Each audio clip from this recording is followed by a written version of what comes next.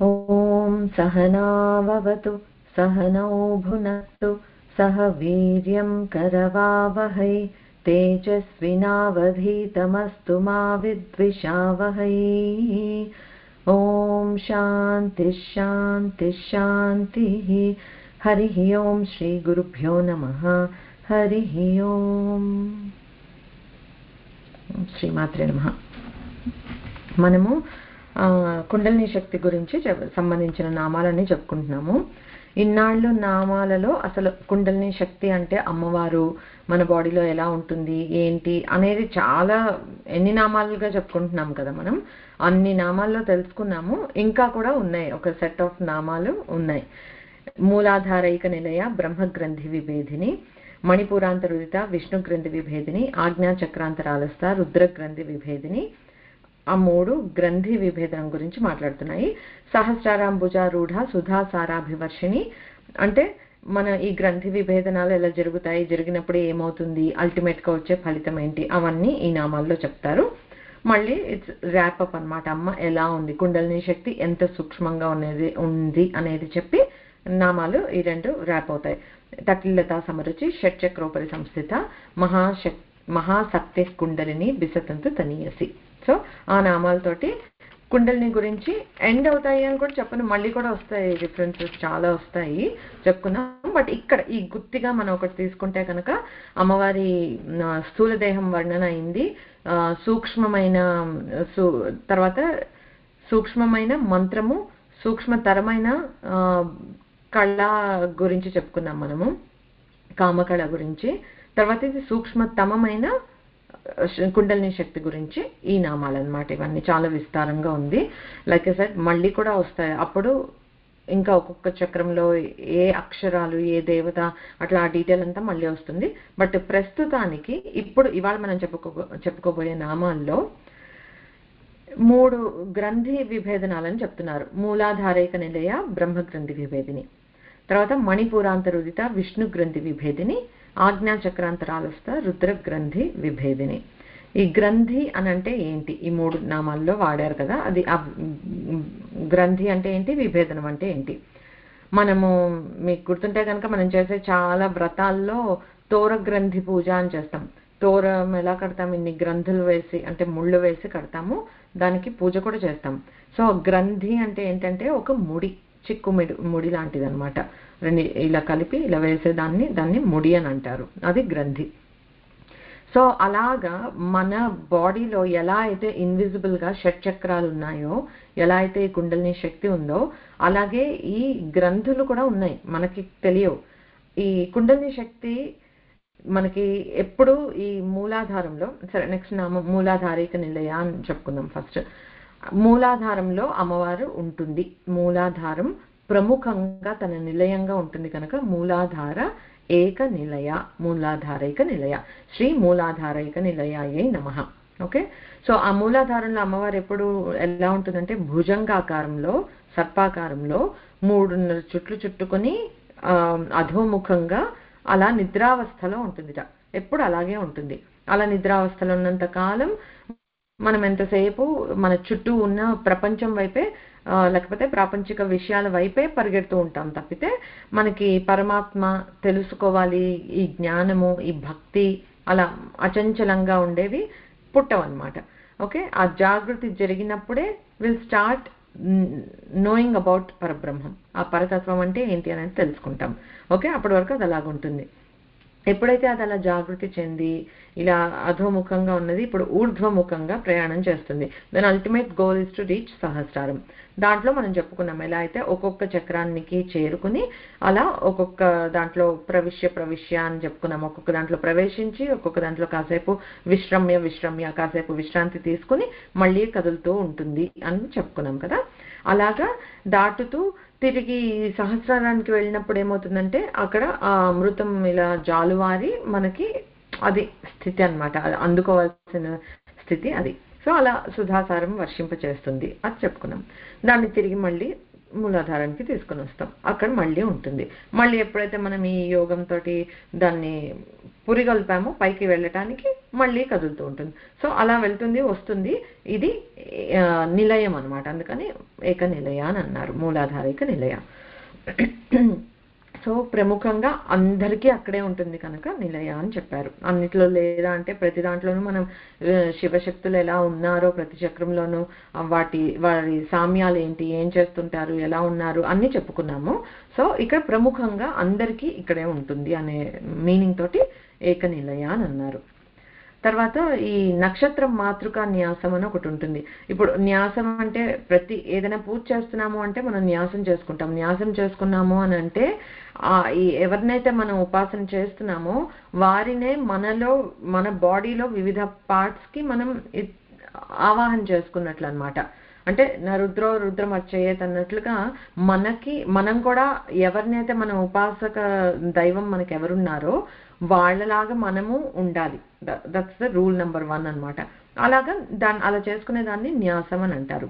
So నక్షత్ర మాతృక న్యాసం అని ఒకటి ఉంది. ఆ న్యాసం ప్రకారంగా నక్షత్రాల్ని బాడీలో ఒక్కొక్క పార్ట్ దగ్గర ఒక్కొక్కటి అలాగా న్యాసం చేస్తూ వెళ్తారు. అలా చేస్తూ ఉంటే 19th నక్షత్రం అనుకుంటా, మూలా నక్షత్రం, that happens to be at the tip of the spine where మూలాధార చక్రం ఇస్. అందుకని కూడా ఆ చక్రానికి మూలాధారం అని కూడా వచ్చి ఉండొచ్చు. అదొక అన్వయం దీనికి. మనం ఎక్కడైనా కూర్చున్నాం అనుకోండి, ఒక ఫ్లోర్ మీద కూర్చున్నా, ఒక చైర్ మీద కూర్చున్నా, యూజువల్లీ మనం ఎలా కూర్చుంటాము, ఒక పద్మాసనంలోనూ మఠం వేసుకుని కూర్చుంటాము. ఆ టిప్ తగులుతుంది కదా, అందుకే ఎవరికన్నా డిస్లొకేట్ అవ్వటము అట్లా పెయిన్ఫుల్గా ఉండేవాళ్ళు అలా కింద కూర్చోలేకపోతారు. బట్ మనం అలా కూర్చున్నప్పుడు ఆ బేస్ టిప్ ఏదైతే మనకి అలా ఆధారంగా తగులుతోందో, మన బాడీ వెయిట్ని మోస్తోందో అది మూలాధారం అనమాట.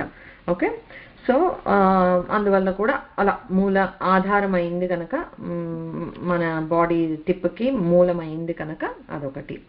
తర్వాత మనం ఏం చెప్పుకున్నాము, ఒక జనని జనకుల్లాగా మూలాధార చక్రంలో పంచసామ్యాలు చెప్పుకున్నప్పుడు ఏమని చెప్పుకున్నాము అని అంటే, అమ్మవారు అయ్యవారు ఈ చక్రం మూలాధార చక్రం దగ్గర భైరవులుగా నవాత్మకుడు ఆ రూపంలో ఉంటారు. బేసిక్గా జనని జనకులుగా అక్కడ ఉండి సృష్టి కార్యాన్ని చేస్తూ ఉంటారు.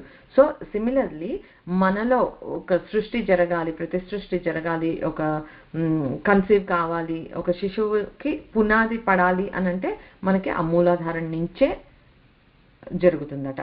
ఓకే, సో మనలో కూడా సృష్టి కార్యానికి కారణమైనది ఈ ఆధారం, మూలాధారం. ఓకే, ఎట్లా అయితే ఇప్పుడు మనం సీడ్ తీసుకుంటాము, ఆ సీడ్లో ఎంత పెద్ద వృక్షమైనా సరే ఆ రాబోయే దానిది ఆల్మోస్ట్ లైక్ ఏ బ్లూ ప్రింట్ అనమాట. అది ఎంత పెద్ద పొడుగు అవ్వాలి, ఎంత పెద్దగా పెరగాలి, ఏ ఫ్రూట్ రావాలి, పువ్వులు రావాలా, పళ్ళు రావాలా, వస్తే ఏ పువ్వులు, ఏ కలరు, ఏ ఫ్రూట్, అలా మొత్తం ఇంత చిన్న సీడ్ డిక్టేట్ చేస్తోంది. అంటే బ్లూ ప్రింట్ అంతా మనకి ఆ సీడ్లో ఉందన్నమాట. సో అలాగే మనకి ఈ మూలాధారంలో మనలో ఉన్న వికసించగలిగే తత్వం ఏదైతే ఉందంటే, అంటే వాట్ వీ కెన్ బికమ్. ఒక seed could become a tree or a మహావృక్షం or a small plant or a shrub. అది ఆల్ డిపెండ్స్ ఆన్ దట్. ఈ విత్తనం అయినట్లుగా మనకి మన మూలాధారంలో మన శక్తి సామర్థ్యాలు ఏంటి, అంటే మన కెపాసిటీ ఏంటి, మన పొటెన్షియల్ ఏంటి అనేది మనకి మూలాధారంలో ఈ కుండలిని శక్తి రూపంలో నిక్షిప్తమై సుషుప్తిలో ఉంటాయి. అంటే నిద్రావస్థలో ఉంటుంది ఎప్పుడని చెప్పాను కదా, సుషుప్తిలో ఉంటాయి. అందుకే మనకి ఇంగ్లీష్లో కూడా మనం వాడతాం అవేకెన్ ద పొటెన్షియల్ అని అంటాం.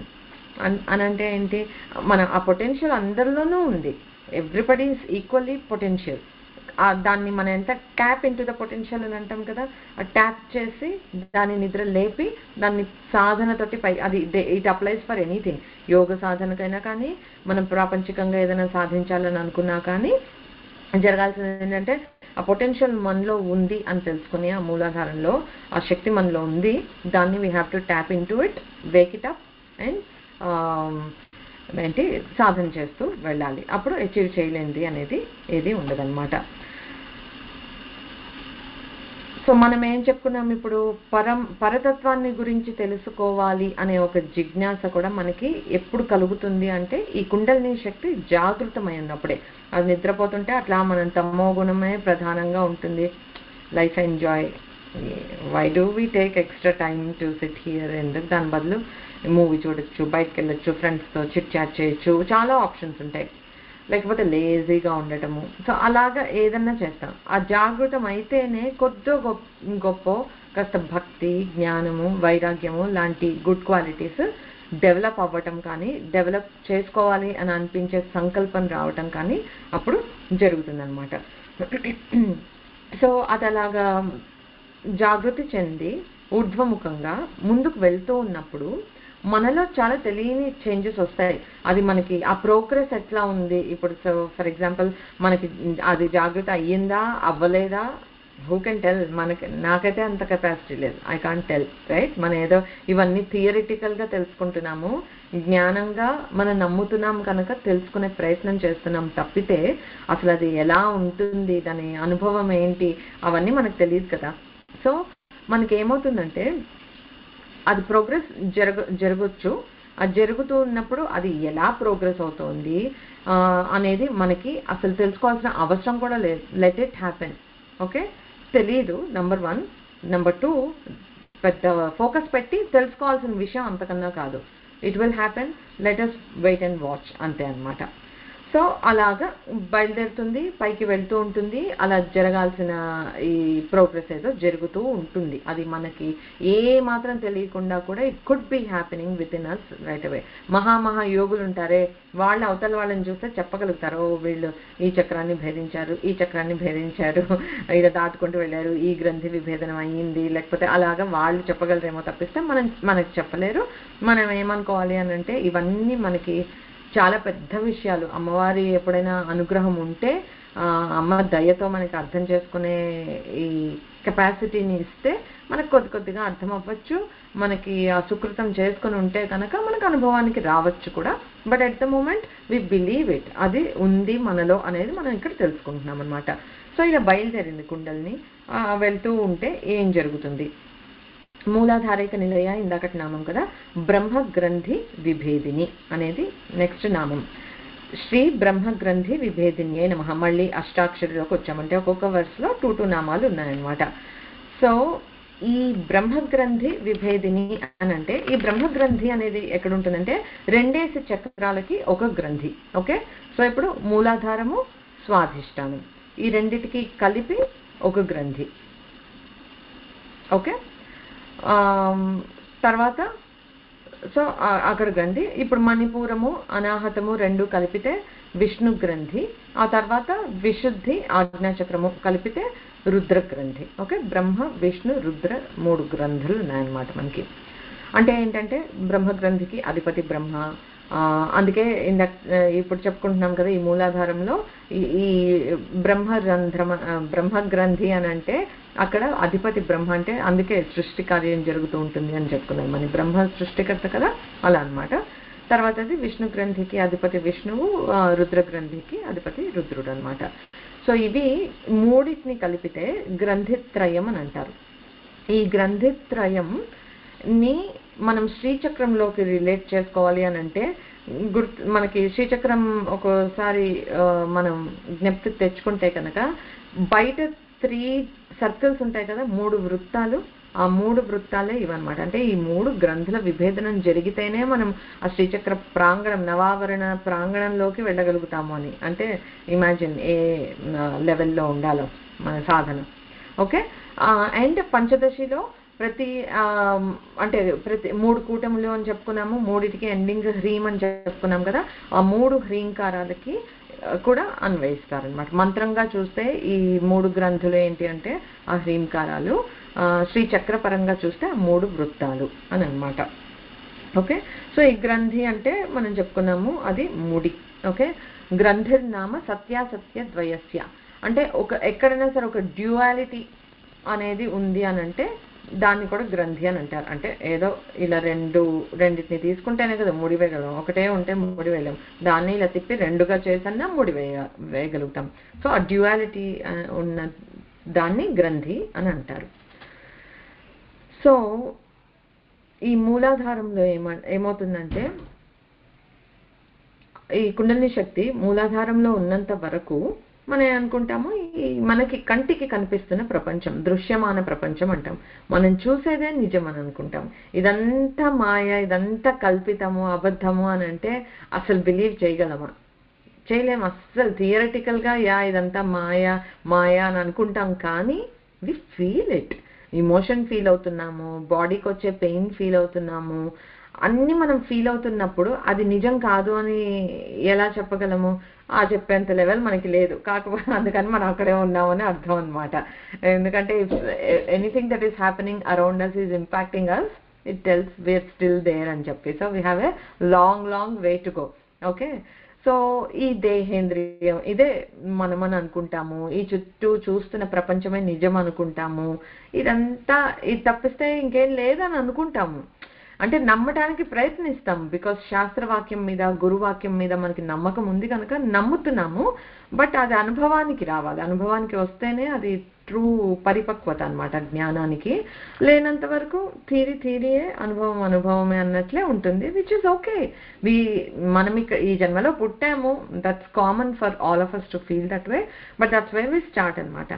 సో ఇది ఒక రకమైన ఇదే అజ్ఞానం actually.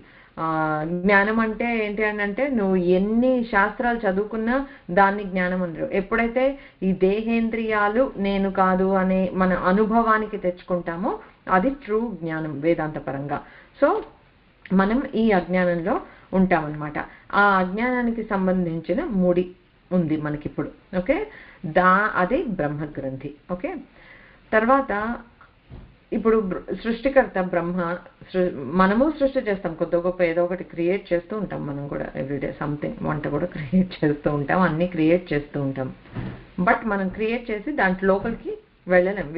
Creator separate, creation separate, రెండు సపరేట్గా ఉంటాయి అన్నమాట.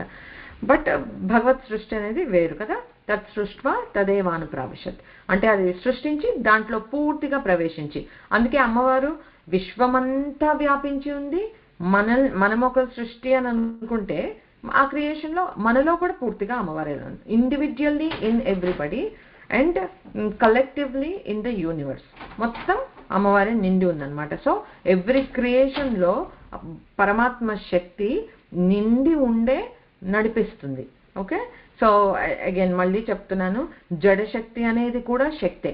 మనలో ఎలా అయితే చైతన్యం ఉండి మనల్ని నడిపిస్తుందో, యాక్షన్స్ అన్ని మనం చేయగలుగుతున్నామో, ఒక పెద్ద కొండరాయి దగ్గర జడశక్తి లేకపోతే అవి కూడా దొర్లేస్తూ ఉంటే ఇష్టం వచ్చినట్లు ఎట్లాగా?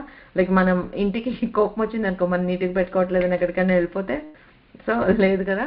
జడంగా ఉండే వాటిలో ఉండే జడశక్తి అవి కదలకుండా ఉండటం కూడా అమ్మవారే చూసుకుంటుంది. కదలటం అనే ఈ విభూతి మనలో ఉండటం కూడా అమ్మవారే చూసుకుంటుంది అనమాట.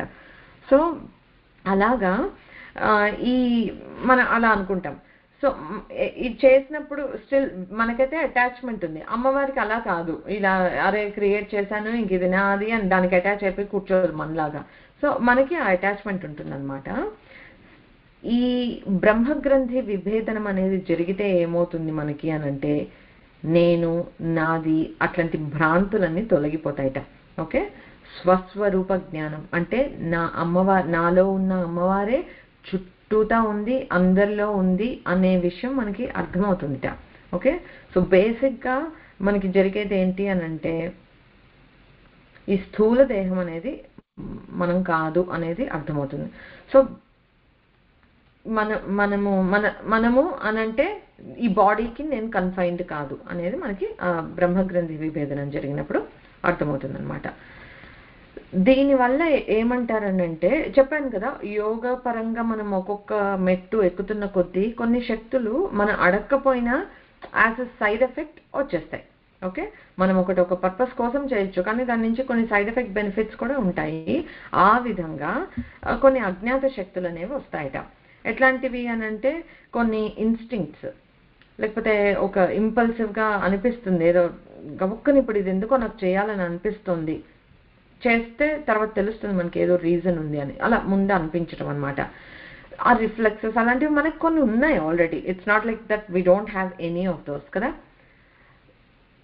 మన మీద ఎవరైనా ఏదైనా విసురుతున్నారనుకో, మనం కొంచెం ఫుల్లీ ఇమ్మర్స్డ్ ఇంటూ సంథింగ్ కాకపోతే ఇటు నుంచి నా వైపు ఏదైనా ఒక ఆబ్జెక్టో పురుగో ఏదో వస్తుందంటే ఐ ఇమీడియట్లీ రియాక్ట్ వితౌట్, నేను మీతో మాట్లాడుతూనే ఉంటాను, నా మనసు ఇక్కడే ఉందని అనుకుంటాను, అన్నీ జరుగుతూనే ఉంటాయి. బట్ పక్క నుంచి ఏదైనా వచ్చేటప్పటికి ఇమ్మీడియట్లీ ఇది చేయి పెట్టేస్తాం, లేకపోతే డక్ డౌన్ అయిపోతాము, లేకపోతే కళ్ళు మూస్తాము. సంథింగ్ రిఫ్లెక్స్ యాక్షన్స్ లాగా something will come out of us. అంటే ఏంటది? పూర్వ జ్ఞానం. Before that incident taking place, ఆ సంఘటన అనేది జరిగే కన్నా కొంచెం ముందే మనకు తెలిసింది. బట్ ఇన్ దిస్ కేస్ కొన్ని సెకండ్స్ ముందు అట్లా తెలుస్తుంది అంతే.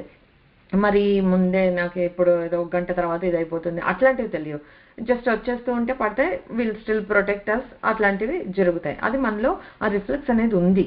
ఈ బ్రహ్మగ్రంథి విభేదనం జరిగితే ఏమవుతుంది అని అంటే ఈ అజ్ఞాత శక్తులు అంటే పూర్వ జ్ఞానం అనేది ముందుగానే కలుగుతుంది. అంటే కొంతమంది చూడు ప్రిడిక్షన్స్ చెప్పగలుగుతారు, వాళ్ళు ఏమీ ఆస్ట్రాలజీ చదువుకోలేదు లేకపోతే ఇంకోటి లేదు అని, అంటే వాళ్ళకి ఏదో సమ్ ఇట్లా యోగిక్ పవర్ ఏదో వచ్చింది అన్నమాట అని. సో ఈ బ్రహ్మగ్రంథి విభేదనం జరిగితే అలాంటి ఇంపల్సెస్, ఇన్స్టింక్ట్స్ బాగా పనిచేయటము అట్లాంటివి జరుగుతాయట. ఈ అజ్ఞాత శక్తులు ఏవైతే ఉన్నాయో వాటినే భైరవులు అని అంటారు. చెప్పుకున్నాం కదా మనం భైరవులు అని చెప్పేసి, అవే అన్నమాట. సో ఈ భైరవులకి పూర్వజ్ఞానం చాలా ఉంటుంది, అందుకే వాళ్ళు మనకు అది ఇవ్వగలుగుతున్నారు. ఏదైనా వాళ్ళకి ఉంటేనే కదా మనకి ఇవ్వగలుగుతారు. ఈ భైరవులకి పూర్వ జ్ఞానం అంటే పూర్వము అని అంటే ఏంటి? కాలానికి సంబంధించిందే కదా, అందుకే కాల భైరవులు అని కూడా అన్నారు వాళ్ళని. సో ఆ పూర్వ జ్ఞానం అనేది మనకు వస్తుంది. కొన్నిసార్లు జరగబోయే సన్నివేశాలు, సంఘటనలు కొద్దిగా ముందే తెలిసే అవకాశం ఉంటుంది, ఆ జ్ఞానం లభిస్తుంది అన్నమాట. అది సో బ్రహ్మగ్రంథి విభేదనం వల్ల జరిగేది అది. నెక్స్ట్ నామం వచ్చి మణిపురాంతరుదిత. శ్రీ మణిపురాంతరుదితాయై నమః. ఇది కూడా మళ్ళీ అష్టాక్షరి నామం. క్లియర్ గానే ఉంది కదా. మణిపూర అంతః ఉదిత అంటే మణిపూర చక్రం యొక్క అంతః అంటే మధ్యలో ఉండి ప్రకాశిస్తుంది. ఉదిత అంటే ఉదయిస్తోంది, ప్రకటనమవుతోంది, ప్రకాశిస్తోంది అని మీనింగ్ అనమాట. సో మణిపురంలో అంటే మూలాధారంలో ఉంది ఇనిషియల్లీ, మణిపురం దగ్గరకు వచ్చేటప్పటికి ఒక ప్రకాశం వచ్చింది అమ్మవారికి కూడా. ఓకే, అంటే అది గ్రాడ్యువల్ గా జరిగే ప్రోగ్రెస్ ఎట్లా ఉంటుంది అంటే ఇట్లాగా ఉంటుంది అనమాట. ఈ మణిపూర చక్రం అనేది మనం చెప్పుకున్నాం కదా, జలతత్వము మనకి నాభి ప్రదేశంలో, నావెల్ దగ్గర ఊహించుకోవచ్చు మనం అక్కడ ఉన్నట్లుగా. మణిపూర చక్రం అంటే మూలాధారం అయిపోయింది, స్వాధిష్టానం అయిపోయింది, ఇప్పుడు మణిపూర చక్రం దగ్గర మాట్లాడుతున్నాం మనం. ఇక్కడ అమ్మవారు ఎట్లా ఉంది అని అంటే, ఇప్పుడు నాభి గురించి చెప్పుకోవాలి అని అంటే, ఇది మనకి మనలో ఉండే బేబీకి అంటే ఒక మామ్ అండ్ ఫీటస్ కి ఉండే కనెక్షన్ అంతే కదా. ఒక జననం, వాళ్ళు సర్వైవ్ కావాలి ఒక భౌతికంగా ఈ ఫామ్ అంటే బేబీ లాగా ఫామ్ అయ్యి ఈ ప్రసవం జరిగి బయటకు వచ్చే వరకు ఎలా వాళ్ళకి ఫుడ్ అవన్నీ వెళ్తాయి అని అంటే through this connection. Very very important connection. Okay, నాభికి అంత శక్తి ఉందన్నమాట. అది మనం విష్ణుమూర్తిని చూసినా నాభ్యాదాసీత్ అంతరిక్షం, బ్రహ్మను చూసినా బ్రహ్మ నుండి విష్ణు వచ్చారు, విష్ణు నుంచి అంటే నాభ్యాదాసీత్ అంతరిక్షం అంటే నాభి నుండి అంతరిక్షం వచ్చింది, దాని నుండే అన్ని వచ్చాయి సృష్టి క్రమంగా చెప్తే పురుష సూక్తంలో. అలాగా సో అక్కడ నాభి అంటే అంత శక్తి ఉంది. ఇంకొక జీవాన్ని సృష్టించగలిగే శక్తి మూలాధారంలో ఉందని చెప్తున్నాం. ఇక్కడ స్థితి, like you are maintaining, feeding that fetus for 9 months, మంచిగా పెరిగి లోపల అసలు ఎంత అమేజింగ్ గా అనిపిస్తుంది అంటే, ఒక ప్రెగ్నెన్సీ చూసుకుంటే మనము we're too busy in life, ఎట్లా అంటే we take it so much for granted, and because it's happening to everyone around us చాలా న్యాచురల్ గా నార్మల్ గా అనిపించేస్తుంది, పెద్ద విషయం అని అనిపించదు. అది అదే ఎవరికన్నా ఇలాగా కుండలిని ఇది వచ్చిందిట, ఈ గ్రంథి భేదనం జరిగిందిట, ఈ శక్తులు వచ్చాయట అంటే అది అందరికీ జరగదు కనుక మనకి చాలా క్యూరియాసిటీ ఉంటుంది తెలుసుకోవాలి ఏంటి అసలు ఈ ప్రాసెస్ అనేది. బట్ అసలు ఒక ప్రెగ్నెన్సీని చూస్తే అది నార్మల్ గా అయిపోతుందని మనం వాల్యూ ఇవ్వట్లేదు తప్పితే, ఒక్కసారి రిఫ్లెక్ట్ అయ్యి చూస్తే కనుక అమేజింగ్. అసలు అంటే ఇంకా భగవంతుడిని బీట్ చేయగలిగేది ఇంకొకటి అసలు లేదు ప్రపంచంలో అంటానికి example is this reproduction that happens. అలా అన్నమాట. సో ఈ అమ్మవారిని ఇక్కడ మణిపూరంలో మనం ఉపాసన చేసేటప్పుట ఉదిత అన్నాం కదా, చక్కగా అలా మెరిసిపోతున్నట్లుగా అమ్మవారిని భావించాలి. ఎలా అంటే మూలాది బ్రహ్మరంధ్రాంతం మూల విద్యాం విభావయేత్ ఉద్యరాదిత్య సంకాశం తటిత్ కోటి సమప్రభాం తత్ ప్రభాపటల వ్యాప్తం శరీరమపి చింతయేత్. ఎలా ఆలోచించాలి, అమ్మవారిని ఎలా భావించాలి అక్కడ అని అంటే, ఇలాగ మణిపూర చక్రంలో అలా ఆ పద్మం ఉంది, ఆ పద్మంలో అమ్మ ఇలాగ ఉదయించి ప్రకాశిస్తూ కూర్చుంది, ఎట్లా కోటి సూర్యుల ప్రకాశంతో వెలిగిపోతూ ఉన్న అమ్మవారు అని చెప్పుకుంటాం అన్నమాట. సో అక్కడ కాసేపు విశ్రాంతి తీసుకుంటుంది అమ్మవారు. ప్రతి చక్రంలోనూ ఆగుతుందని చెప్పుకున్నాం కదా. సో ఇక్కడ మణిపూర చక్రంలో ఆగిన తర్వాత మళ్ళీ గమనం స్టార్ట్ అవుతుంది. ఆ స్టార్ట్ అయినప్పుడు ఈసారి మణిపూరం తర్వాత అనాహత చక్రాన్ని కూడా దాటి అప్పుడు విష్ణు గ్రంథి వస్తుంది, దాని విభేదనం జరుగుతుంది. అది నెక్స్ట్ నామం విష్ణు గ్రంథి విభేదిని. శ్రీ విష్ణు గ్రంథి విభేదిన్యై నమః. సో మనం ఇందాక చెప్పుకున్నాం కదా, బ్రహ్మగ్రంథి విభేదనం జరిగితే ఏం జరిగింది, బాటమ్ లైన్ అంటే ఈ సూక్ష్మదేహం, ఈ దేహం నేను కాదు, సూక్ష్మ అంటున్న స్థూల దేహం నేను కాదు అని, అంటే మనకి పైకి కనిపించే ఈ బాడీ, ఈ ఇంద్రియాలతో కూడిన ఈ బాడీ నేను కాదు అనే జ్ఞానం వస్తుంది. ఓకే, మనకి ఇంకా రాలేదు. సో మన ఆ లెవెల్కి రాలేదు. ఇప్పుడు ఈ విష్ణు గ్రంథి విభేదనం జరిగితే ఏమవుతుందంటే, ఓకే స్థూల దేహం నేను కాదు తెలిసిపోయింది, ఇప్పుడు సూక్ష్మ దేహం కూడా నేను కాను అనేది మనకి ఆ జ్ఞానం వస్తుంది. ఎప్పుడు విష్ణు గ్రంథి విభేదనం అయినప్పుడు అన్నమాట. ఈ సూక్ష్మ శరీరం అని అంటే ఏంటి, ఇంద్రియాలు అన్నీ మనకి స్థూల శరీరం, because we can see and touch and feel them కనుక. బట్ ఆ టచ్కి బిహైండ్ ఉండే శక్తి ఏవైతే ఇంద్రియ శక్తులు, ఏవైతే ఇంద్రియ శక్తి అని అంటున్నాం కదా, సో ఇది ఇలా ఉన్నంత మాత్రాన ఏమైపోయింది, ఇలా చచ్చుబడిపోయింది అనుకో, ప్యారలైజ్ అయ్యి శక్తి లేదు, I can't do anything with it, ఉన్నా లేకపోయినా ఒకటే, వెజిటబుల్ అని అంటారు అంతే కదా.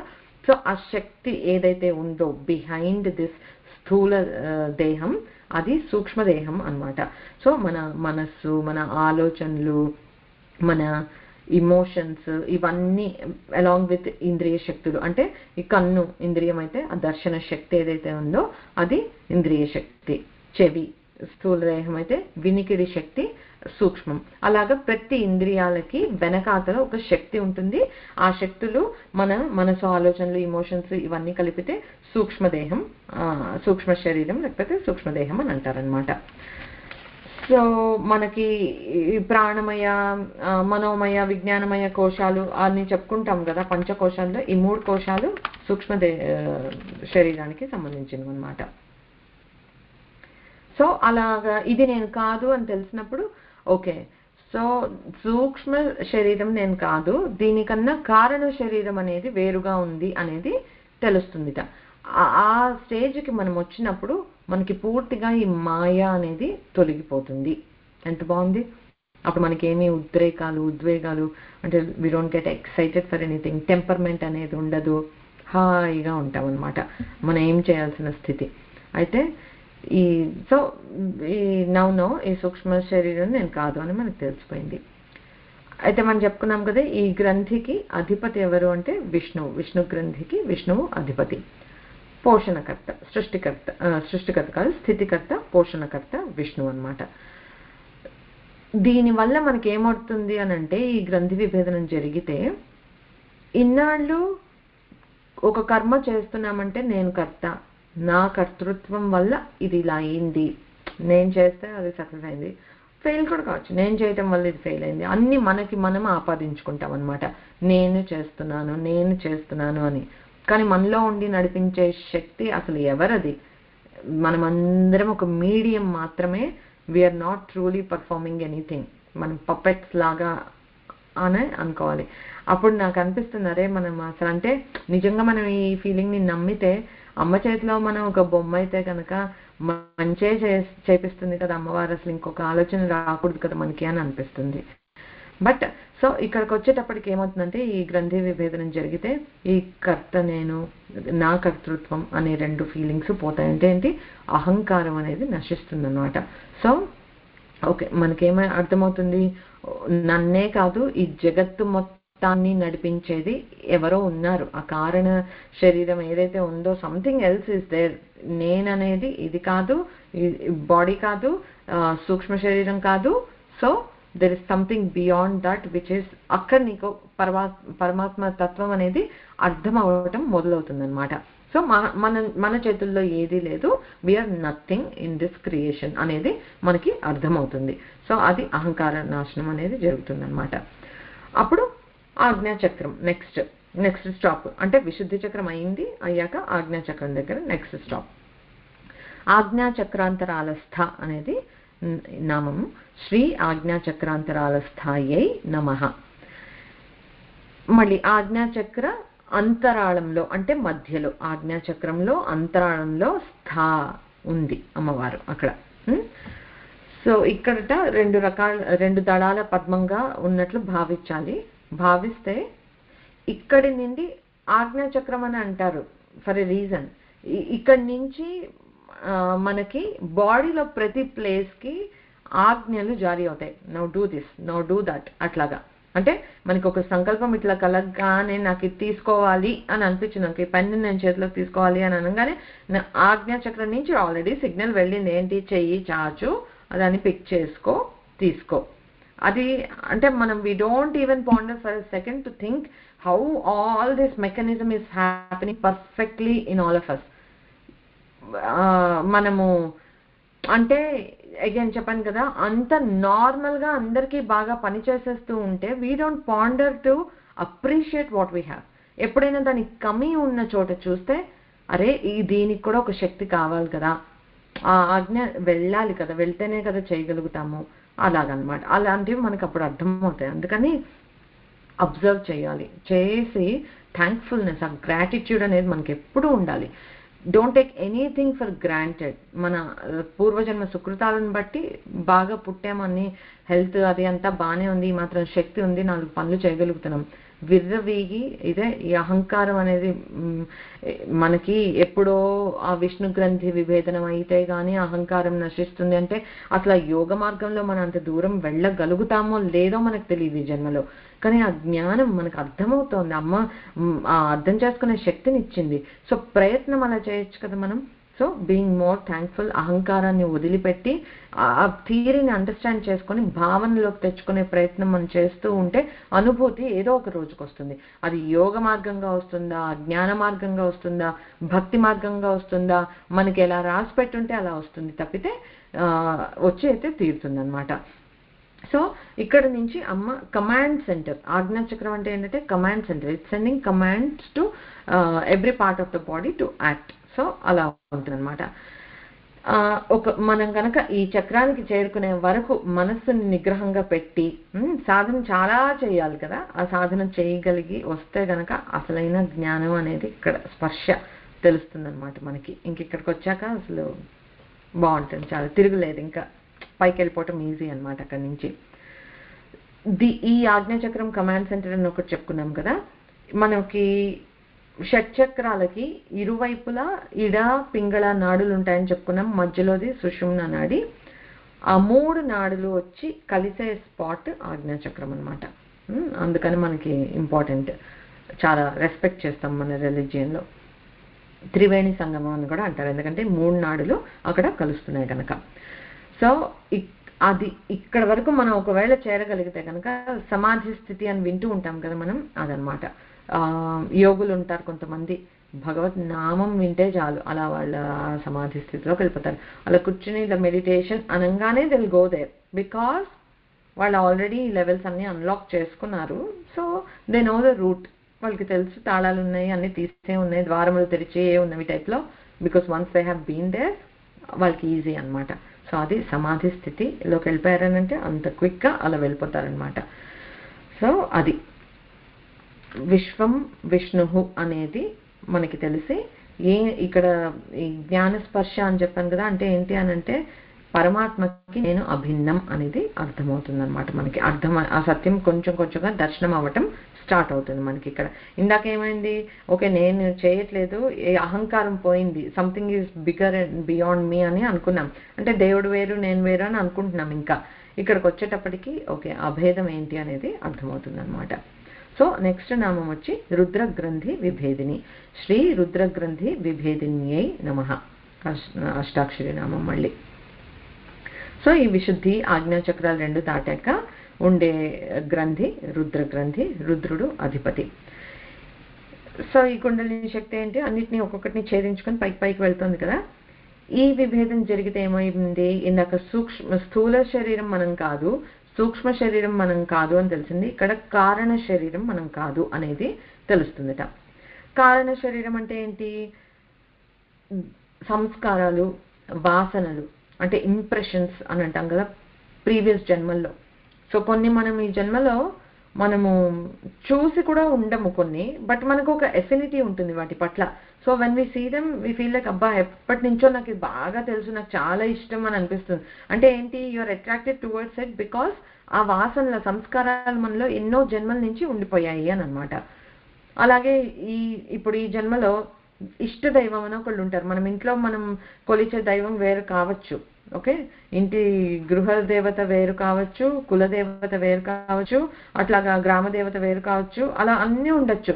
కానీ ఒక ఇష్ట దైవం అని ఉంటుంది అనమాట. అంటే మన మనసు మనకు తెలియకుండా ఆ దైవం పట్ల అట్రాక్ట్ అయిపోతుంది. లైక్ ఇంట్లో అందరూ బాగా శివ పూజ చేస్తూ ఉండొచ్చు, బట్ మీకు ఆ బుల్లి చిన్ని కృష్ణుని పూజ చేయటము అది చాలా ఇష్టం. ఎందుకు అనంటే లాస్ట్ జన్మల్లో మంచి కృష్ణోపాసన చేశారేమో, అందుకని ఆ వాసన అలా ఉండిపోయి you are naturally attracted towards that అనమాట.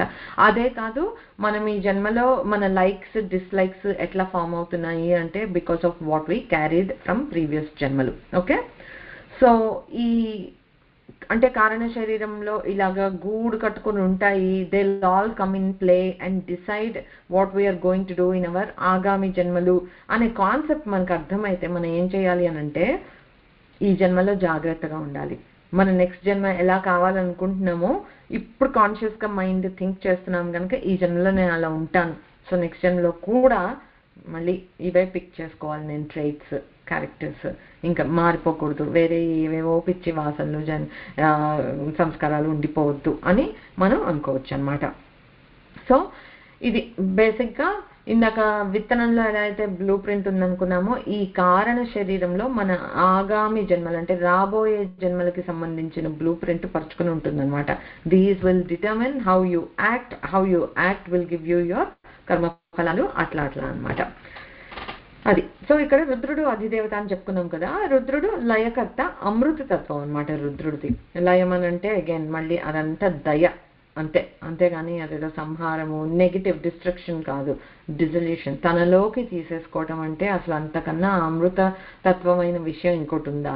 సో లయం ఈజ్ ఆల్వేస్ గుడ్ అనమాట. సో ఎప్పుడైతే మనకి ఈ 3 గ్రంథులు విభేదనం జరిగిందో మనకి ఈ స్థూల శరీరము, సూక్ష్మ శరీరము, కారణ శరీరము నేను కాను అనేది మనకి క్లియర్గా అర్థమైపోతుంది. అర్థమైపోతే ఇంకేముంది, అవన్నీ నేను అని అనుకున్నంత వరకే మనకి ఒక పాశం ఉంది. ఆ జ్ఞానం ఎప్పుడైతే మనకి కలిగిందో పశుపాశ విమోచనం అయిపోతుంది. దట్ ఈస్ ఈ గ్రంథి విభేదనం వల్ల మనకు వచ్చే ఇదేంటి అంటే పశుపాశ విమోచనం. ఈ పాశాల బట్టే కదా మనము లాగబడుతున్నాం ఇన్ని జన్మల్లోకి. ఇక మీదట అది ఉండదన్నమాట. సో ఈ స్థూల సూక్ష్మ కారణదేహాలు వీటి మూడిట్లో మనం ఏదైనా మమైకమయ్యి ఇదే నేను అని అనుకున్నాము అని అంటే we are still confined to those వాసనాస్. సో మనం ఎప్పుడు ఆ పాశంతో బంధింపబడ్డ పశువులమే అనమాట. ఓకే, ఆ పాశాలన్నీ తెగినవాడే శివుడు కదా, Pashupati, and he controls that పాశాలు. ఆ పాశబద్ధులైన మనల్ని ఈ గ్రంథి విభేదనం ద్వారా ఆ విమోచనం కలిగి మనమే శివుడు అయిపోతాం అదనమాట, అభిన్న స్థితికి వెళ్ళటం అని అంటే. సో ఈ 3 శరీరాలు మనం కాదు అని అనుకున్నప్పుడు న్యాచురల్లీ ఈ జాగ్రత్త స్వప్న సుషుప్తులు ఉన్నాయి, జరుగుతూ ఉంటాయి కదా, అది నేను కాను అని మనకు అర్థమవుతుంది అనమాట. అంటే ఈ బాడీ ఉంటుంది, ఇప్పుడు నాకేదో మనకి ఇవాళ అర్థమైపోయిన జ్ఞానం అనగానే ఈ బాడీ ఏం వెళ్ళిపోదు. ప్రారంధం ఉన్నంత కాలం అంటే అనుభవించాల్సిన మంచి చెడులన్నీ అనుభవించేంత వరకు మనకి దేహం ఉంటుంది. ఎప్పుడైతే కాకపోతే మనకి ఈ జ్ఞానం వచ్చినప్పుడు ఏమవుతుంది అని అంటే ఒక విట్నెస్ లాగా, ఒక థర్డ్ పర్సన్ లాగా will watch our own self, like Ramana Maharshi గారు చేసినట్లు అలా చూస్తూ ఓకే ఇది జరుగుతోందా, ఈ దేహానికి ఇది జరుగుతోందా అని చూస్తూ ఉంటాం అంతే అనమాట. కనెక్షన్ లేదు. We don't get impacted, we don't get pulled in to effects మన మీద ఏవి ఉండవు అనమాట. సో ఇన్నాళ్ళు ఆ భ్రాంతికి లోనై ఉన్నాము అని అర్థమవుతుంది, అది తొలగిపోతుంది అనమాట. దాన్నే జీవన్ముక్తి అని అంటారు.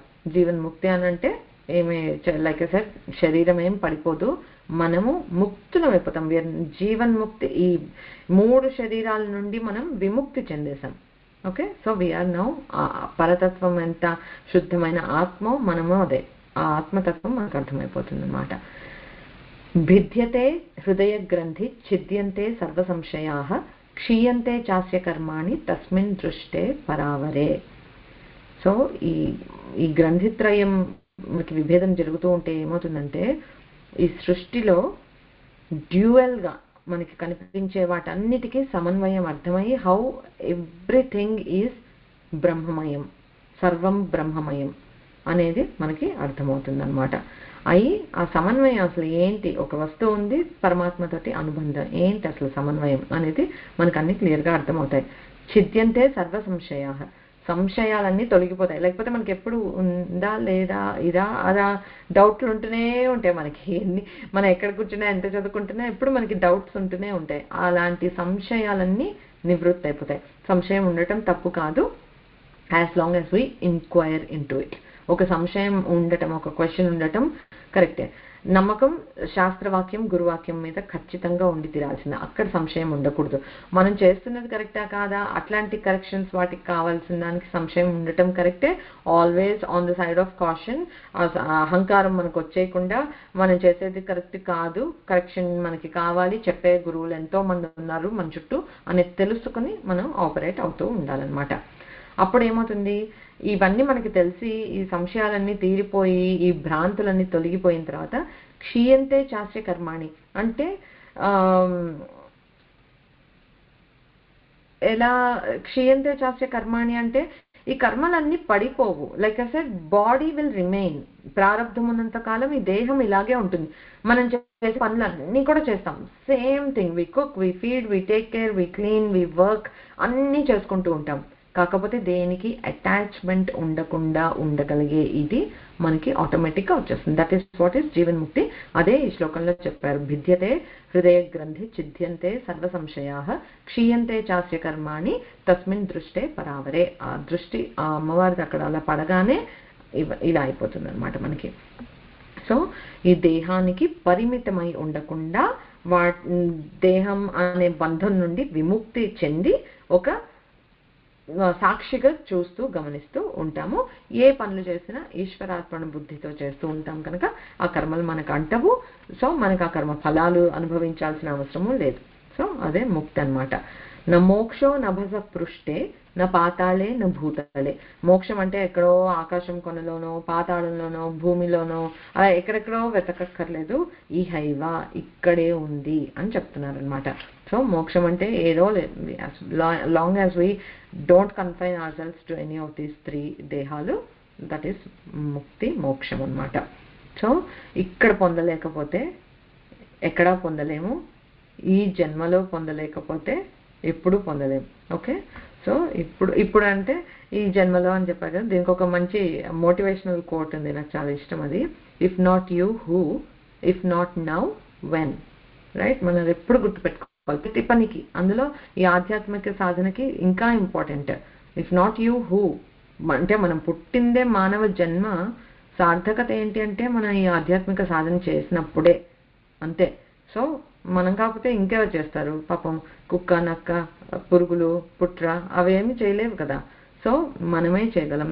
ఇఫ్ నాట్ నౌ వెన్, ఎప్పుడో రిటైర్ అయ్యాక, లేకపోతే నాకు 50 వచ్చాక, నాకు 60 వచ్చాక, పిల్లలు పెళ్ళిళ్ళు అయిపోయాక, అప్పటికి మనకి ఈ దేహం ఇలాగే ఉంటుందని, మనకి శక్తి ఉంటుందని, అసలు మన ఆలోచన విధానం ఇలా ఉంటుందని ఏంటి గ్యారంటీ?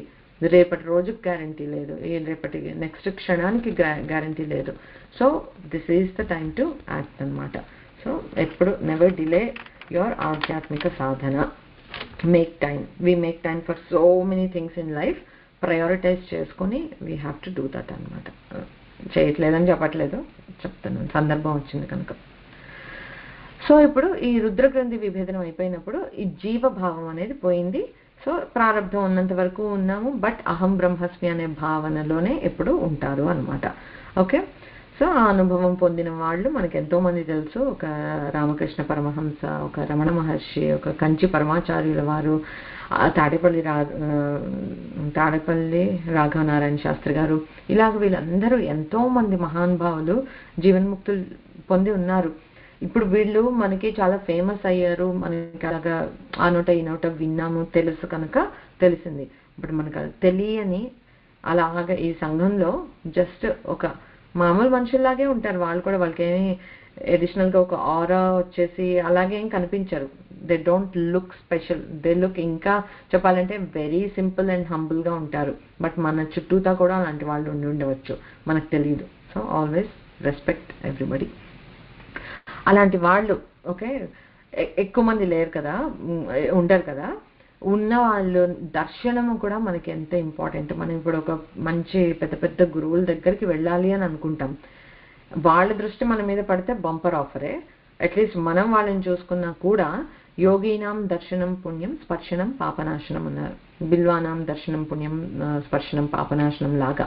అంటే అలాంటి యోగులు ఎవరైతే ఈ జీవన్ముక్తావస్థకి చేరిన యోగులు ఎవరైతే ఉన్నారో వాళ్ళని చూడటం వల్ల మనకి పుణ్యం వస్తుందిట. పుణ్యం స్పర్శనం వల్ల పాపనాశనం జరుగుతుందట. అంత ఇది.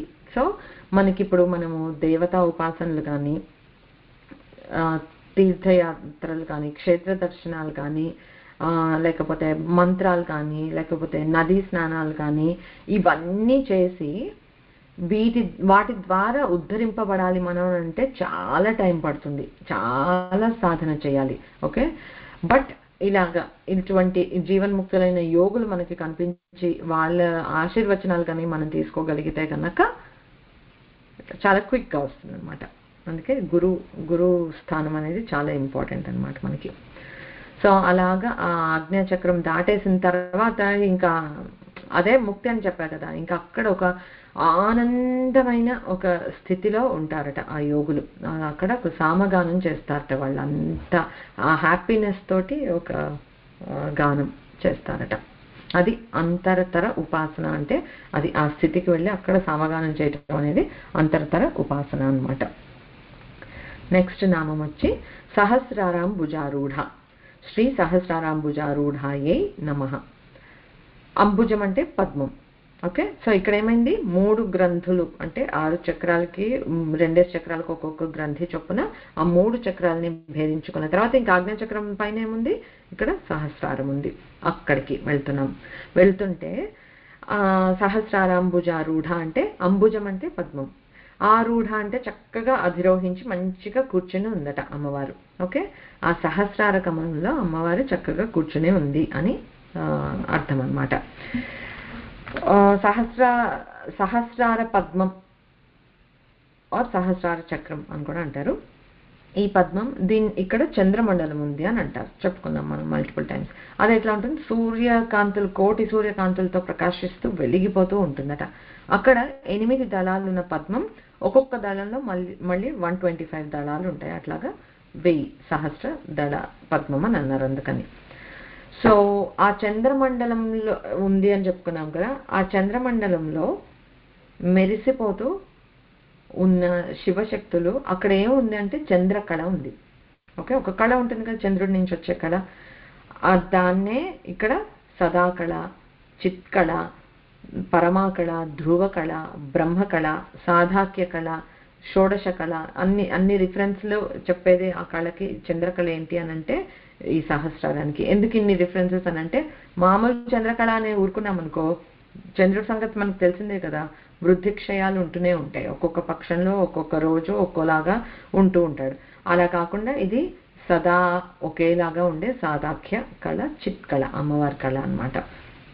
సో ఆ చంద్రమండలం మధ్యలో త్రికోణము, బిందువు, శివ శక్తి, అక్కడ ఇద్దరు ఏకమై ఉన్న ప్రదేశం అన్నమాట. అక్కడికి అల్టిమేట్ గా మనం చేరుకోవాలి కుండలిని శక్తి ద్వారా అంటే ఈ సహస్రార చక్రానికి అన్నమాట. తటిల్లేఖా తన్వీం తపన శశి వైశ్వానరమయీం నిషణ్ణాం షణ్ణాం అప్యుపరి కమలానాం తవ కళాం మహాపద్మాటవ్యాం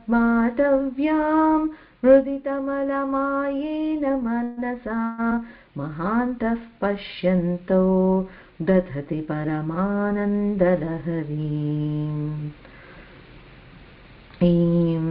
ఇట్లా చదువుతూ ఉంటే చాలు. వైశ్వానరమయీం అయీం అనేది ఇంకారం కూడా ఒక బీజాక్షరమే. సో మనం ఈ శ్లోకాలు మంత్రాలు చదువుతూ ఉంటే మంత్రాలు కూడా మనకు తెలియకుండా మనం చెప్పేస్తాం అనమాట. వీటికి ఉపదేశం అక్కర్లేదు కదా. సో హ్యాపీగా అందరం చదువుకోవచ్చు అనమాట.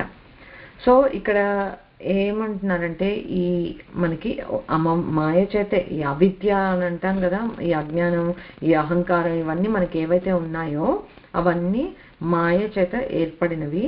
అవన్నీ ఇక్కడికి వచ్చేటప్పటికి ఈ తటిల్లేఖ తన్వీం అని అన్నారు కదా, అంటే ఒక విద్యుత్ లతలాగా, ఓకే, సూక్ష్మంగా కాంతివంతమైన జ్యోతి స్వరూపంగా ఉండే నీ సాధాక్య కళను నేను సదా సేవిస్తున్నాను అని ఆ సేవిస్తుండటం వల్ల ఏమొస్తోంది అంటే ఈ పరమానందం, నిరతిశయ ఆనందం అనేది అలా జాలువారుతూ ఉంటే అలా నేను ఆస్వాదిస్తున్నాను అని ఆదిశంకర్లు చెప్పారనమాట.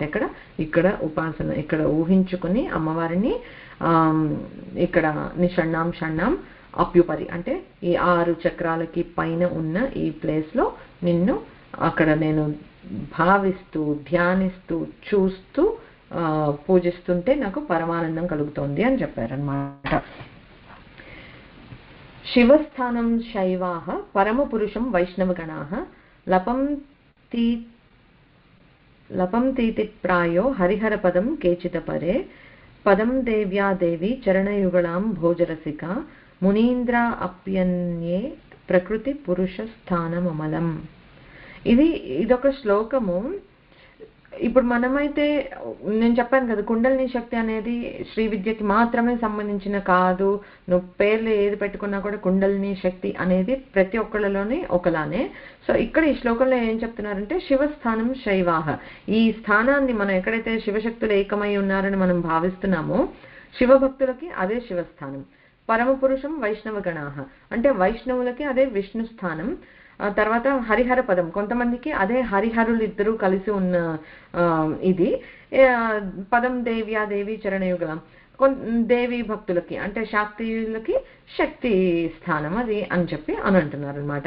సో ఎవరు కుండల్ని ఉపాసన చేస్తూ వెళ్తే నీ ఉపాసే దైవం ఎవరైతే వాళ్ళని వాళ్ళ స్థానంగా నువ్వు అది భావిస్తావు. ఇప్పుడు మనం శివభక్తులైతే మనం అంటే చనిపోయాక కైలాసానికి చేరుతాం, అమ్మవారైతే మణిద్వీపానికి చేరుతాం, విష్ణువు అయితే వైకుంఠానికి, అట్లాగా ఒక్కొక్కళ్ళకి ఒక్కొక్క లోకం ఉన్నట్లుగానే ఇక్కడ మనం భావన చేసుకునేటప్పుడు కూడా అలాగా డిఫరెంట్ గా భావిస్తారు. బట్ అన్నీ ఒకటే అనేది ఈ శ్లోకం చెప్తుందన్నమాట. మనకైతే శివశక్తులు ఇద్దరు అక్కడే ఉన్నారని అనుకున్నాం కనుక వందే గురుపదద్వంద్వం అవాంగ్ మానస గోచరం రక్త శుక్ల ప్రభామిశ్రం అతర్క్యం త్రైపురం మహా. మనం అలా ఊహించుకుంటాం చక్కగా. శివశక్తి ఇద్దరు పాదాలు ఉన్నాయి, ఒకటి తెల్లగా మెరిసిపోతుంది, ఒకటి ఎర్రగా మెరిసిపోతుంది. చక్కగా మనం ఆ పాదాలను అక్కడ స్మరించుకుంటే సరిపోతుంది అనమాట. సో అలా చేసుకుంటాము మనము. ఈ ఉపాసన ఎవరు చేసినా కూడా ఇక్కడ ఆ పాదాలని ఊహించుకుంటున్నాం, భావిస్తున్నాం అని చెప్పాం కదా. ఆ స్థానంలో శివస్థానంలో శివుడి పాదాలు, విష్ణు స్థానంలో విష్ణు పాదాలు, శక్తి స్థానంలో శక్తి పాదాలు, అలాగా మనమైతే శివశక్తుల పాదాలని భావిస్తున్నాము. బేసిక్ గా అందరి భావన అక్కడ ఒకటే కనుక మీరు గమనించుంటే కనుక శటగోపం మీద ఉండేది ఏంటి అంటే పాదుకలే ఉంటాయి. సో ఇట్స్ లైక్ ఆ కనెక్షన్ అనమాట. మనకి ఆ పరమాత్మ పాదాలు మనకి ఈ సహస్రారానికి తాకిస్తున్నారు అని అంటే అలా ఆ ఎనర్జీ మనకి సహస్రారం నుండి అలా పాస్ అవుతోంది అని. సో మనం అప్పుడు ఈసారి నుంచి శటగోపం అంటే ఏదో అలా పెట్టించేసుకోకుండా మనం అలా పెట్టుకున్నామంటే ఇక్కడే పాదుకద్వయం అక్కడే ఉంది, ఫీల్ అవుతున్నాం మనం, ఆ బరువుని ఫీల్ అవుతున్నాం, ఆ టచ్ ఫీల్ అవుతున్నాం అని అనుకుని ఈసారి జాగ్రత్తగా దండం పెట్టుకుందాం. ఏదో మొక్కుబడిగా ఇలా పెట్టండి అనేసేయకుండా. ఓకే, సో అదనమాట సంగతి. ఇక్కడికి మనం చేరుకుంటే కనుక ఓకే, సహస్రారానికి చేరుకుంటే ఇక పునర్జన్మ లేదు, తెలిసిందే కదా. అది మెల్లగా సామీప్యం, సాలోక్యం, సారూప్యము, సాయుధ్యము అలాగా ఒక్కొక్కటి ప్రమోషన్ వస్తుంది. అల్టిమేట్గా లీనమైపోతాం, ఏకమైపోతాం ఆ పరతత్వంలో. ఓకే, సో పాపపుణ్యాలు ఉండవు అసలు. ముఖం తేజస్సుతోటి వెలిగిపోతూ ఉంటుంది. కొంతమందిని చూస్తే మనకు తెలిసిపోతుంది చూడండి వెలిగిపోతుంది అని. ఎప్పుడు ఒక రకమైన స్టేట్ ఆఫ్ బ్లిస్ అని అంటారు, అలా ఒక ఆనందంతో ఒక ప్రకాశం ఎప్పుడు వాళ్ళలో ఉంటుందన్నమాట. కొంతమంది స్వామీజీలని చూస్తే కానీ, లేకపోతే కొంతమంది బాగా నిష్టగా పూజ చేసుకునే వాళ్ళని చూస్తే కూడా మనకు ఒకలాగా we feel very devotional in their presence అనమాట. ఎందుకు అనంటే ఇలా ఈ ఒక రకమైన ఆరా కనిపించదు మనకి, బట్ విల్ ఫీల్ దట్ అబ్బా వీళ్ళ దగ్గర ఉంటే మనస్సుకి స్వాంతనగా ఉంది, చాలా బాగా అనిపిస్తోంది అట్లాగా అని చెప్పేసి. సో అది ఎప్పుడూ ఆనందంగా ఉంటారు. వాళ్ళకి ఇంకేంటి వాక్శుద్ధి వస్తుంది, తర్వాత సంకల్ప సిద్ధి ఉంటుంది. అంటే వాళ్ళు ఏది చెప్తే అది అవుతుంది, ఏది సంకల్పిస్తే అది జరిగిపోతూ ఉంటుంది అనమాట. అలానే ఆ స్థితికి వెళ్ళిన వాళ్ళు నిజంగా వాళ్ళ కోసం అంటూ మెటీరియల్గా అట్లాంటివి ఏం సంకల్పం చేయరు. ఓకే, బట్ మనం ఎంతో మంది గురువులను చూసాము, వాళ్ళు దయతో వాళ్ళ శిష్య గణాన్ని కొంచెం బాధల్లో ఉంటే బయటపడేయడానికి కానీ దానికి కానీ మిరకల్స్ని ప్రదర్శించారు. ఓకే, సో అది జరుగుతుంది, but they usually use it for others అనమాట, అట్లాంటి పవర్స్ ఉంటే కూడా. ఓకే, అందుకే అలాంటి వాళ్ళు చక్కగా నోరు తెరిచి ఒక ఆశీర్వచనం చేసిన లేకపోతే ఒక ఏదైనా సరే ఇది అవుతుంది మంచిగా అని చెప్పారు అని అంటే మనకి సచ్ ఏ బ్లెస్సింగ్ అనమాట. అలా ఉంటుంది. తర్వాత ఈ మనం ఇందాక చెప్పుకున్నాం కొద్దిగా ఈ పూర్వజ్ఞానం వస్తుంది అని చెప్పేసి, ఇక్కడ ఆ పూర్వజ్ఞానం ఇంకా అపారంగా వస్తుంది అనమాట. నీకు జరగబోయే సంఘటనలు అవి తెలిసిపోవటము, ప్రిడిక్షన్స్ చేయటం చాలా విన్నాం మనం, చాలా మంది గురువుల దగ్గర ఇట్లాంటివి వచ్చాయని. సో ఇలాగా ఈ యోగిక్గా మనం ఆ ప్రోగ్రెస్ అనేది జరుగుతూ ఉంటే ఇట్లాంటివన్నీ సైడ్ ఎఫెక్ట్స్. మనకు అసలు కావాల్సింది వాళ్ళ ఎయిమ్ ఏంటి అంటే ఆ పరమానందం ఎలా అయితే ఉందో ఆ పరమానందాన్ని ఆస్వాదించడానికి, ఆ అమృతాన్ని ఆస్వాదించటం వాళ్ళ మెయిన్ గోల్. సైడ్ ఎఫెక్ట్స్గా వచ్చేస్తాయి ఇవన్నీ, నువ్వు వద్దన్నా కూడా ఈ శక్తులు వచ్చేస్తాయి. వాక్శుద్ధి వచ్చేసింది, ఇది సంకల్ప సిద్ధి వచ్చేసింది, అన్నీ అలా వచ్చి పడిపోతూ ఉంటాయి అన్నమాట వాళ్ళకి. సో బట్ వాళ్ళ మెయిన్ గోల్ ఏంటి, ఆ సుధాసారాన్ని గ్రోలటం, ఆ అమృతాన్ని ఆస్వాదించటం. అదే మన నెక్స్ట్ నామం సుధాసారాభివర్షిణి. శ్రీ సుధాసారాభివర్షిణ్యై నమః. సుధా అంటే అమృతం, ఆసార అంటే ధారాపాతంగా అంటే కుండపోతుగా అని అంటాం కదా, వర్షం పట్టాన్ని అభివర్షిణి కురిపిస్తుంది. ఎలాగా అంటే ఆసారంగా, అంటే అంటే ఏదో ఉంటుంది కదా భగవాన్ దియా చప్పడి మార్కే దేతాయ్ అని, అలాగా ఇస్తే కూడా అలా ఇస్తుంది అనమాట అమ్మ. ఏదో అమృతమా చేపట్టు తీర్థంలాగా ఇంత పిచ్చరేస్తా కాదు. ఆ స్థితికి వెళ్ళిన యోగులకి ఇలా కుండపోతుగా ఇలా అమృత ధారల్లో వాళ్ళు అలా తడిసిపోతుంటారనమాట. అలాగా షట్చక్రాలు, ఆ 72,000 నాడులు అన్నీ అలా తడిసిపోతూ ఉంటాయి ఆ వృష్టిలో. ఓకే, ఇది అల్టిమేట్ ఫలితం అనమాట. ఇప్పటివరకు మనం ఇన్ని నామాల్లో చెప్పుకున్న కుండలిని సాధనకి అల్టిమేట్గా వచ్చే ఫలం ఏంటి అంటే ఈ సుధాసారాభివర్షిణి. సో ఇది ఏంటంటే ఈ సహస్రారం చంద్రమండలం అని చెప్పుకున్నాము, అక్కడ చంద్రుడి నుంచి వచ్చే వెన్నెల అదే అమృతం అనమాట. ఆ అమృతం అక్కడ చంద్రమండలం చాలా చల్లగా ఉంటుంది, ఫ్రీజర్ లాగా, కనుక అక్కడ అమృతం అంతా గడ్డకట్టుకుపోయి ఉంటుందిట. అంటే ఒక ఘనీభవించిన సాలిడిఫై అయిపోయిన స్టేట్లో ఉంటుంది అనమాట. అమ్మవారు అగ్నిశక్తి, చైతన్య రూపిణి కదా అమ్మ అలా వెళ్ళి చంద్రమండలానికి అలా రీచ్ అయ్యేటప్పటికి ఆ కుండలిని శక్తి ఈ వేడికి ఆ అమృతం అంతా గడ్డగట్టుకుపోయిన అమృతం అంతా ద్రవ స్థితిలోకి వచ్చేసి ఇట్లాగా వర్షించేస్తుందిట. సో అది అక్కడ జరిగే పని, లిక్విఫై అయిపోతుంది అనమాట, అదంతా అమృతంలాగా మనల్ని తడిపేస్తుంది. యదాతో చంద్రార్కో నిజ సదన సంరోధన వశ దశక్తౌ పీయూష శ్రవణహరణే సాచ భుజగి ప్రబుద్ధా క్షుత్రుద్ధ దశతి శశినం బైందవగతం సుధాధారాసారై స్నపయతి తనం బైందవకళే. ఇది గౌడపాదుల వారు చెప్పిన పద్యం అనమాట. సుధాధారాసారై అని కూడా అదే మాట వాడారు. స్నపయతి అంటే స్నానం అయిపోతుంది అనమాట. దాంట్లో ఆ బిందువుకి వెళ్ళేటప్పటికి ఆ బైందవ కళ నుండి వచ్చే దీని నుండి మనకి ఇది అవుతుంది అని చెప్పి ఆ సేమ్ థింగ్ సుధాసారాభివర్షణకి ఇది ఒక పద్యం. ఇప్పుడు ఆదిశంకర్లు ఎలా చెప్పారు అనేది ఒకటి చాలాసార్లు విన్నారు, బట్ ఇంకొకసారి మళ్ళీ చెప్పుకుందాము. తర్వాత అనదర్ వన్ దానికి ఒక మీనింగ్ చెప్తాను. సుధాధారాసారైః చరణయుగళాంతర్విగళితైః ప్రపంచం సించంతి పునరపి రసాంనాయ మహసః అవాప్య స్వాం భూమిం భుజగనిభమధ్యుష్టవలయం స్వమాత్మానం కృత్వా స్వపిశికులకుండే కుహరిణి. చాలాసార్లు చెప్పుకున్నాం కదా, బట్ ఎన్నిసార్లు ఎందుకు చెప్పుకోవాలంటే నెక్స్ట్ టైం ఇది వింటే మనకి మీనింగ్ ఆటోమేటిక్గా గుర్తొచ్చేసేయాలన్నమాట, అంతలా అలవాటు అయిపోవాలి మనకి శ్లోకం. సో అదే చెప్పారు. ఈ సుధాధార ఇది చరణయుగళాంతర్విగళితై ప్రపంచం సించంతి. సించంతి అంటే కూడా మళ్ళీ తడపటం అనమాట. ఈ స్నపయతి ఎలాగో ఇక్కడ సించంతి అలాగా. ఆ తర్వాత భుజగనిభ మధ్యష్ట వలయం కులకుండే కుహరిణి, మూలాధారంకి వెళ్ళి ఇలా చుట్టుకొని ఉంటుంది భుజంగంగా. అవంతా చెప్పుకున్నాం already. So I don't have to explain this further. But ఇలా రిపీటెడ్గా వినటం వల్ల ఏమవుతుంది అని అంటే ఆ భావం, ఆ మీనింగ్ మనకు అర్థమైతే ఊహ చేసుకోవడానికి ప్రయత్నిస్తాం. ఓకే, నెక్స్ట్ టైం ఇది వస్తే ఏదో శ్లోకం అని అనేసుకోకుండా ఓ ఇలాగా ఇక్కడ చరణ యుగళాలు ఉన్నాయన్నమాట, ఇలా ప్రపంచం సించంతి అంటే అలా అమృతం ఇలా వేడిగా వెళ్ళి ఆ శక్తి కరిగిచ్చింది, అదంతా జాలువారుతోంది, నేను అందులో తడిసిపోతున్నాను. భావనకేమి, దానికేం రోగం అదేంటి భవరోగం లాగా భావన లోపం ఉంటే అదొక రోగం అనమాట. భావనకి వీ హ్యావ్ ఫ్రీ విల్, అలా భావించుకుంటూ ఉంటే అదొక రకమైన ధ్యానం అనమాట. అందుకని మళ్ళీ మీనింగ్ చెప్పుకోవటం. ఇంకొకటి ఉంది, కిరంతి మంగేభ్యః కిరణని కురుంబామృతరసం హృదిత్వా మాధత్తే హిమకరశిలామూర్తిమివ యః ససర్పాణాం దర్పం శమయతి శకుంతాధిప ఇవ జ్వరప్లుష్టాన్ దృష్ట్యా సుఖయతి సుధాధారశిరయా. సుధాధారశిరయ మళ్ళీ అదే చెప్తున్నారు ఇక్కడ కూడా, ఇందులో కూడా. కాకపోతే ఇక్కడ ఇది ఎట్లా అంటే ఇది ట్రూలీ ధ్యాన శ్లోకం అనమాట. సో ఎలా అంటే నీ నుండి కురుస్తున్న ఈ అమృత ధారలు ఏవైతే ఉన్నాయో వాటిలో నేను తడుస్తున్నట్లు. ఇక్కడ ఏం చెప్పారు, హిమకర శిలామూర్తిమివ యః అని అన్నారు. అంటే చంద్రశిల అని అంటారు కదా, చంద్రకాంతి శిల అని.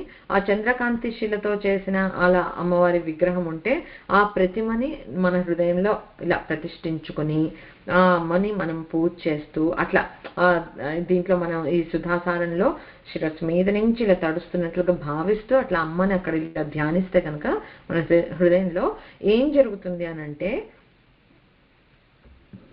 సత్పాణాం దర్పం శమయతి శకుంతాధిప ఇవ అన్నారు. అంటే ఏంటంటే విషసర్పాల అంటే పాముల యొక్క దర్పాన్ని గరుడు ఎలాగైతే అణగదొక్కుతాడో అలాగా అన్ని విషాలను హరించగలిగే శక్తి వస్తుంది అని. ఓకే, ఆ శక్తి వస్తుంది అనేది 2 things గా మనం చూద్దాం. ఒకటి, యూ కెన్ బికమ్, ఇలా మనం ఇలా ధ్యానం చేసి ఇలా పూజ చేస్తూ ఉండేవాళ్ళు దే కెన్ బికమ్ హీలర్స్. చూస్తుంటాం కొంతమంది వాళ్ళు అలాగా దేవుడికి దండం పెట్టుకుని కుంకుమ పెడితే హీల్ అయింది, అయితే వాళ్ళ చెయ్యి చాలు ఆ టచ్లో ఉంది. సో కొంతమందిని మనం తీసుకెళ్ళి ఒకసారి మీరు ఆశీర్వదించండి, మీరు ఒకసారి ముట్టుకోండి, మీరు ఇలా అనండి తగ్గిపోతుంది, అట్లా నమ్మకాలు మనకు ఉంటాయి. అది ఎందుకు అనంటే ఇలా ధ్యానం చేసే వాళ్ళకి ఆ హీలింగ్ శక్తి అనేది వస్తుంది. అది ఒకటి. నెంబర్ 2, ఈ శ్లోకము ప్రత్యేకంగా ఎప్పుడైనా ఈ విషజ్వరాలు అని అంటుంటారు కదా, అలాంటి విషజ్వరాలకి విరుగుడు శ్లోకం అనమాట. సో ఎప్పుడైనా ఎవరికైనా అలా విషజ్వరం వచ్చింది అని అంటే కనుక ఈ శ్లోకాన్ని మనము పారాయణ లాగా ఎన్నిసార్లు చేస్తాము అట్లా అనుకుని మనం చేస్తూ ఉంటే ఈ పర్టికులర్ దీంట్లో ఆ కైండ్ ఆఫ్ హీలింగ్ కూడా ఉంది, హీలింగ్ శక్తి అందులో ఉందన్నమాట. అలా కూడా. సో ఎప్పుడైనా మనం గుర్తుంచుకోవాల్సింది ఎందుకు ఇక్కడ చెప్తున్నా అంటే ఇప్పుడు మన బాడీలో చలి అని చెప్పుకున్నాం, చంద్రమండలంలో అంతా గడ్డ కట్టుకుపోయింది అంత చలి. మన అమ్మ కుండలిని శక్తిలో అగ్నితత్వం వేడి. సో ఆ చలి వేడి అనేదే కదా మనకి బాడీని మెయింటైన్ చేస్తుంది ఒక టెంపరేచర్. ఎక్కువ చలిగాను అయిపోకూడదు, సర్వైవ్ కాలేము, ఎక్కువ వేడిగాను అవ్వకూడదు. సరిగ్గా అది ఒక సమతుల్యంగా ఉండాలి, కరెక్ట్గా టెంపరేచర్ ఉండాల్సినంత ఉంటేనే బాగున్నాం, లేకపోతే లో ఫీవరో హై ఫీవరో something body is not correct అని చెప్పనమాట. సో ఆరోగ్యంగా ఉండాలి అంటే ఈ రెండు తత్వాలు కరెక్ట్గా ఉండాలి. ఈ రెండు తత్వాలు ఇక్కడ కలుస్తున్నాయి. సో దానికి కూడా ఇట్లా ఈ కిరంతి మంగేభ్య అని ఇక్కడ చెప్పిన రీజన్ ఏంటి అంటే, ఒకటి ఇక్కడ సుధాధార గురించి చెప్తున్నారు, రెండు ఇట్స్ ఆల్సో యూస్ఫుల్ ఫర్ ఎవరైనా అనారోగ్యంలో ఉంటే మనం ఈ శ్లోకాన్ని ధ్యానం చేయొచ్చు. So will conclude here. ఓం పూర్ణమదః పూర్ణమిదం పూర్ణాత్ పూర్ణముదచ్యతే పూర్ణస్య పూర్ణమాదాయ పూర్ణమేవావశిష్యతే. ఓం శాంతి శాంతి శాంతి. హరి ఓం శ్రీ గురుభ్యో నమః. హరి ఓం. శ్రీమాత్రే నమః.